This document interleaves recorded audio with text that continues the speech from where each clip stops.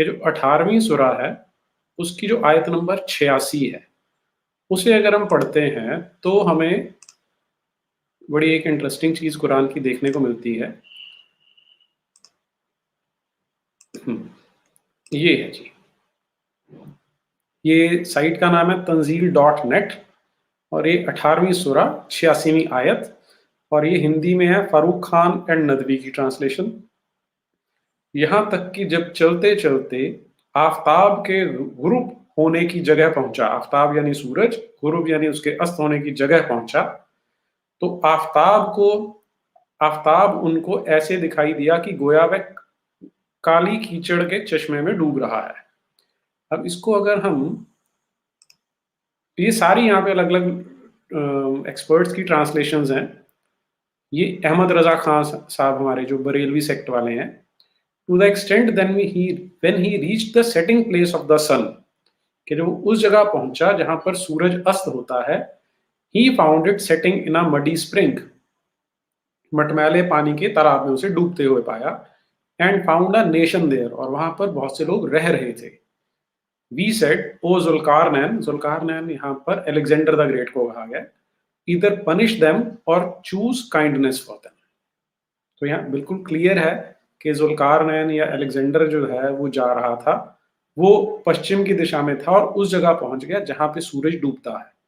तो उसने देखा कि सूरज एक तालाब में डूब रहा है और वहां उसके पास में बहुत सारे उस जगह पे लोग भी रहते हैं। तो ये है कुरान जो कहती है कि सूरज मटमैले पानी के तालाब में जाके डूबता है। और कमाल की चीज इसमें ये है तो फिर जी कि जो ये जाकिर नाइक है, उसने एक पूरा वीडियो बनाया इसको जस्टिफाई करने के लिए। उसमें वो क्या तर्क दे रहा है, उसका कहना है कि उसमें जो शब्द है वो है मगरिब, और मगरिब का अर्थ होता है, अब मगरिब सनसेट के टाइम को भी बोल सकते हैं और सनसेट की प्लेस को भी बोल सकते हैं।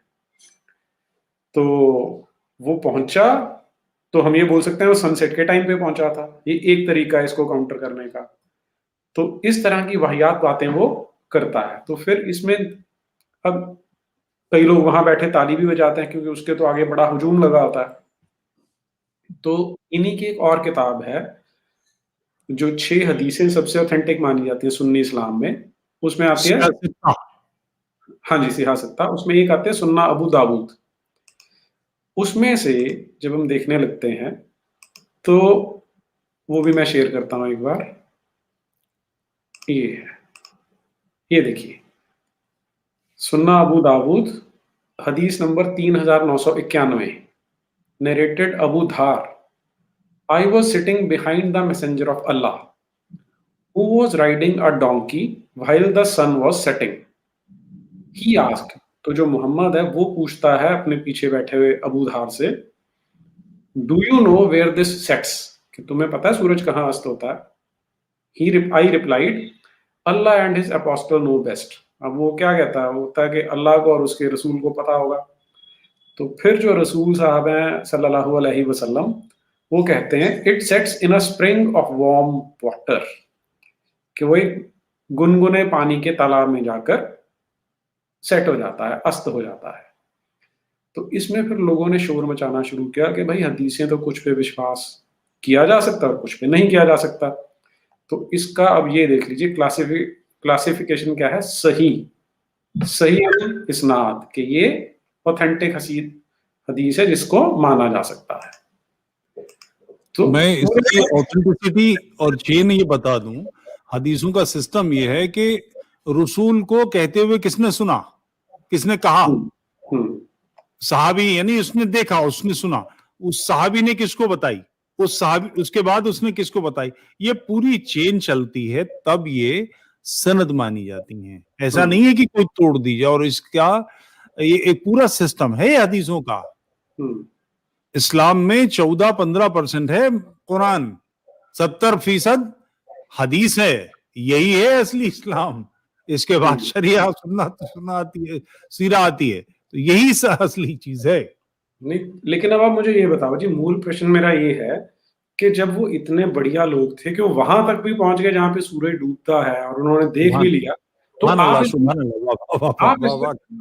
अब बात बनी, अब बनी बात, अब चलिए आगे।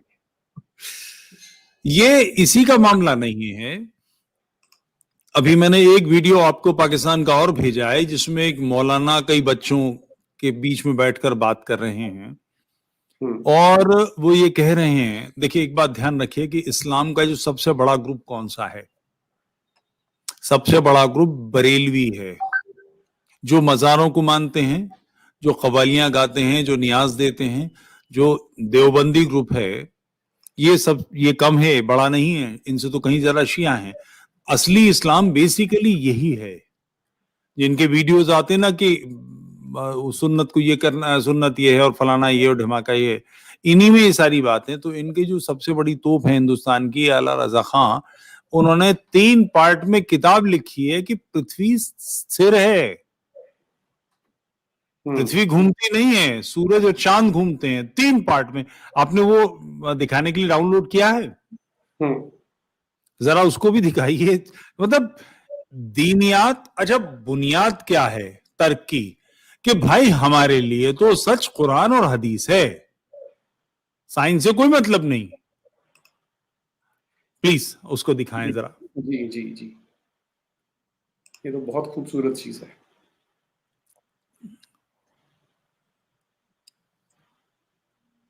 हमारा अर्थ घूम गया ना, अब दूसरी तरफ है।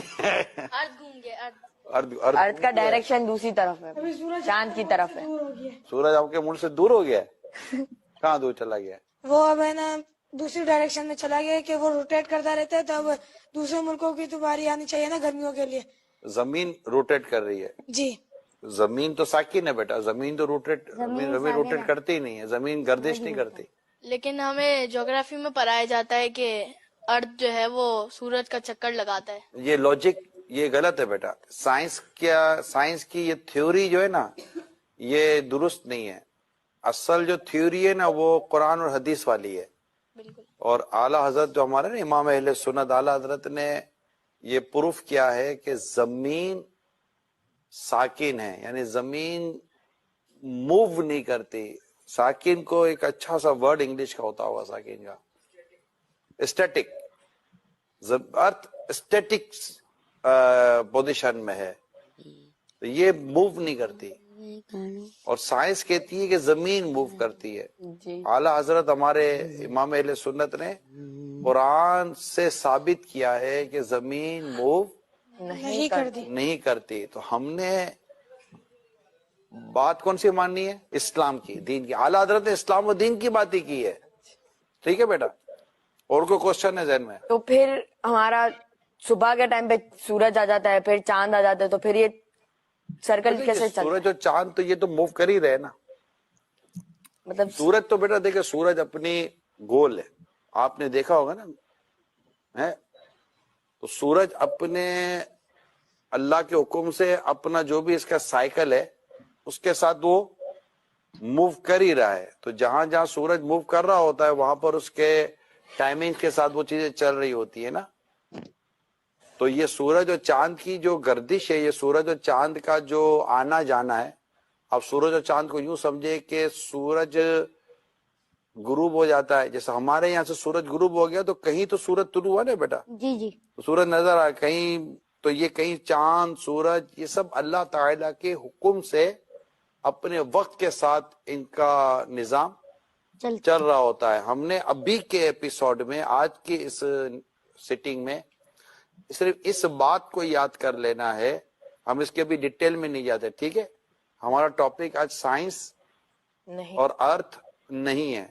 हम इंशाल्लाह कभी किसी दिन साइंस और अर्थ पर इंशाल्लाह हम अपना प्रोग्राम करेंगे, ठीक है बेटा?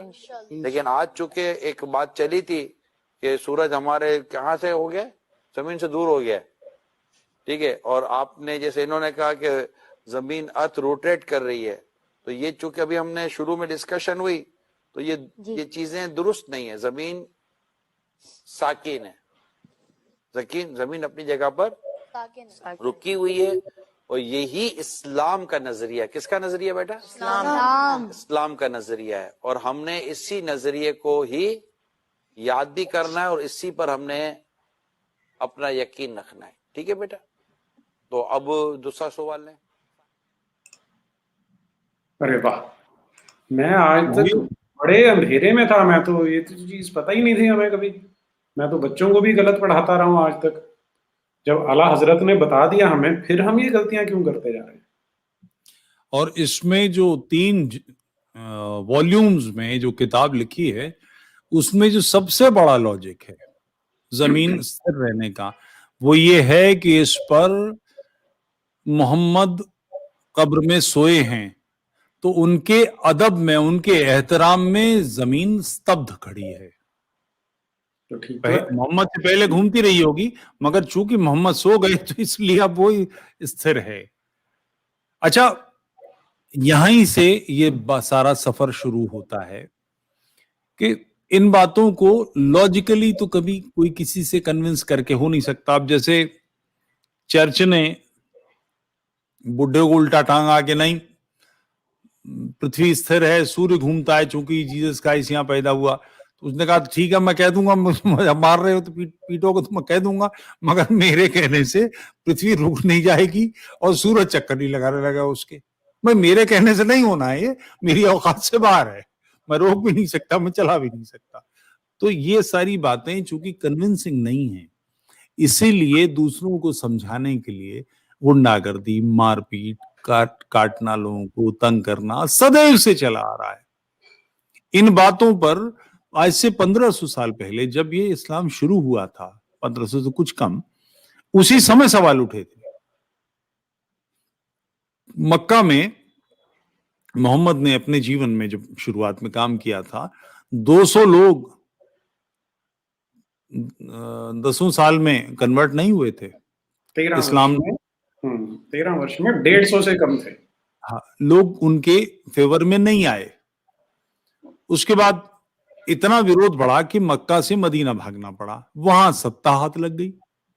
उसके बाद मदीना पर हमले की तैयारी की और मदीना पे काबिज हो ली, मक्का पे काबिज हो गए। काबिज होने के बावजूद वहां पर विरोध खड़ा हुआ, लोगों ने विरोध किया, लोगों ने कहा कि ये विसिर पैर की बातें हैं। तो क्या चाह रहा था? लोगों को मारा गया। वही लोग जो कल विरोध कर रहे थे, मरने के बाद घर का कोई मर गया तो सारे लोग ईमान ले आए। तो ईमान लाने की जो टेक्निक है वो गुंडागर्दी है, तलवार है, ताकत है। और वही आज भी है कि कोई मैगजीन में, जैसे फ्रांस की मैगजीन में शार्ली एब्दो पर हमला हुआ, उसके लोग मार दिए। शार्ली एब्दो ने कोई पहली बार मोहम्मद का ही कार्टून नहीं बनाया था, उन्होंने जीसस के हजारों कार्टून बनाए हैं। वो नॉर्मल वे है वहां का, वो लाइफस्टाइल है। वहां आलोचना का अधिकार कानूनी है। धर्म की जो वहां का दीन है, क्रिश्चियनिटी, उसकी आलोचना का, हाँ, मजहब की आलोचना का कानूनी अधिकार है, क्योंकि यहीं से तो सेकुलरिज्म शुरू हुआ था। चर्च के खिलाफ बात की थी, तो इसका वहां कानूनी अधिकार है। तब क्या करें? तो किसी का पेट फाड़ दीजिए, किसी का गला काट दीजिए। मजीद साइंस की किताब नहीं है। सॉरी, कोई बात नहीं, लगा लीजिए। नहीं, क्षमा चाहता हूं जी। तो लगातार, हाँ, आप मॉडरेटर भी है ना, तो आपके ध्यान में कि अब क्या करना है, तो आज चल गया, ठीक है। तो उन्होंने वहां पर ये सब किया और फ्रांस इसके खिलाफ खड़ा हो गया और उन्होंने पूरा एक नियम कानून ले आए कि भाई बाहर से पैसा मस्जिदों में नहीं आएगा, लोगों को खुफिया ट्रेनिंग नहीं दी जाएगी, लोगों की वर्जेंटी चेक करके, मुस्लिम लड़कियों की वर्जेंटी चेक करके सर्टिफिकेट नहीं दिए जाएंगे, सब बदतमीजी हमारे नहीं चलेंगी। फ्रांस ने विरोध किया, मगर भारत में नहीं हो रहा। और भी जो मूल काम है, जो असली काम है करने का, मस्जिदों में बाहर से पैसा नहीं आएगा, ठीक, मगर मस्जिद कर क्या रही है? मस्जिद कुरान पढ़ाएंगी, मस्जिद नमाज पढ़ाएंगी। तो जो ओरिजिनल टेक्स्ट है, जो ये पढ़ा रहा है, जो हम बात जिस पर कर रहे हैं कि जमीन साकिन है और चांद बना लिया था और सूरज बना लिया था और सूरज चलते चलते वहां पहुंचे जहां सूरज गुरूब होता है, यानी कोई ऐसी जगह है धरती के किनारे जहां पर सूरज छिपता है। ऐसी सोच जिनकी है, इस चिंतन को चुनौती देंगे कि नहीं? वो फ्रांस नहीं कर रहा है और वो भारत ने सबसे पहले किया था। आर्य समाज का जो ग्रंथ है सत्यार्थ प्रकाश, उसका 14वां समोल्लास, उसमें इन्हीं सारी बातों की खंडन किए गए और बहुत सारी किताब, बहुत सारा काम किया गया, मगर अब वो ठंडा पड़ गया है। और यही कुंजी है, यही चाबी है, यही हल है। मैं आपसे किसी दिन इस पर बात करने अलग से चाहूंगा, मगर फिर भी चर्चा के लिए कहता हूं, पहले इस्लाम को यूरोप मोहम्मडनिज्म कहता था, मोहम्मदवाद कहता था। अब उसको हटाकर मुसलमानों ने इसका नाम इस्लाम कर दिया है। क्यों? मोहम्मद से जो वो कहते हैं, खुद कहते हैं कि मोहम्मद की सुन्नत अपनी जिंदगी में उतारना यही इस्लाम है। बाखुदा दीवाना बाशो बा मोहम्मद होशियार, कि खुदा को कुछ भी कह लो, मोहम्मद को कुछ मत कहना। ये सारी चीजें होने के बावजूद उन्होंने अब खींच लिया। वजह यही है क्योंकि मोहम्मद पर बात करेंगे तो ये सारी चीजें निकल कर आएंगी, और ये निकल कर आएंगे तो उसका जवाब नहीं दिया जाएगा। तो इस समस्या का समाधान सामने वो खुद ही बता रहे हैं, इस पर बात कीजिए और जहां कुछ है उसे घेरिए। क्योंकि ये सारी चीजें अपनी जिंदगी में उतारना इस्लाम है, तो इन सारी बातों की चर्चा करेंगे कि नहीं?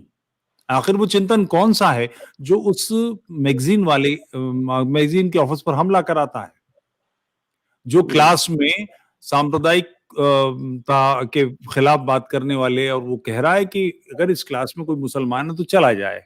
बच्चे उठ के चले जाते हैं, एक लड़की घर आके बताती है उसने ये किया, वो मुसलमान थी, उसने छिपाया, और उसके बाद उस पर हमला होता है। तो इस आदमी की, चेचन्या का एक आदमी ऐसी हरकत कैसे कर जाता है? इसको चुनौती देंगे कि नहीं? इसके अलावा चारा क्या है, विकल्प क्या है?